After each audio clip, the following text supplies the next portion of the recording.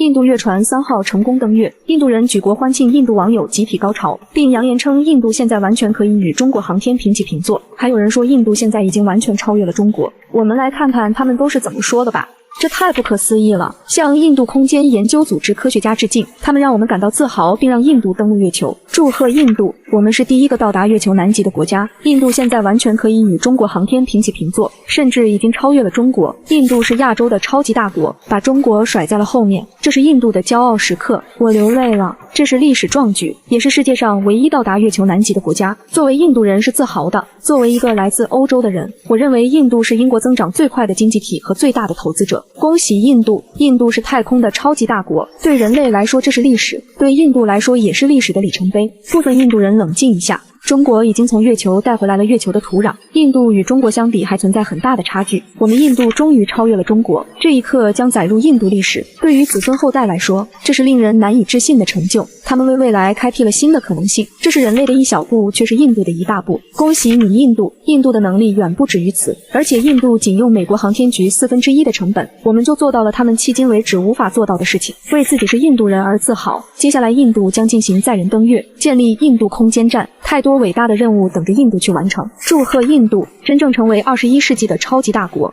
印度改写了人类的历史，印度现在登上了月球，而一些国家只能在国旗上出现月亮。恭喜印度，这证明印度正在成为世界和太空的超级大国。印度非凡的登月任务是人类聪明才智和决心的光辉典范。我们印度突破了太空探索的界限，为所有人光明的未来铺平了道路。这一成功不仅是印度的成功，也是世界和人类的成功。祝贺印度成为第一个将航天器降落在月球南极的国家。希望 NASA 与 SpaceX 能够成为下一个将其航天器降落在月球南极的公司。作为一个中国人，现在我必须承认印度是第一。印度必须为拥有如此敬业且才华横溢的工程人员来实现这一目标而感到自豪。美国仍在尝试这样做。我想知道他们是否真的在50年前登陆了月球。如果印度空间研究组织有 NASA 的预算，印度可能会比 NASA 取得更多成就。我们是第一个登陆月球南极的国家，为我们的科学家和空间研究组织感到超级自豪。来自英国的爱，尊重印度这样一个了不起的国家，其所有成就都值得受到极大的尊重。尽管成功值得庆祝，但我仍然想说，印度需要建造更多的厕所，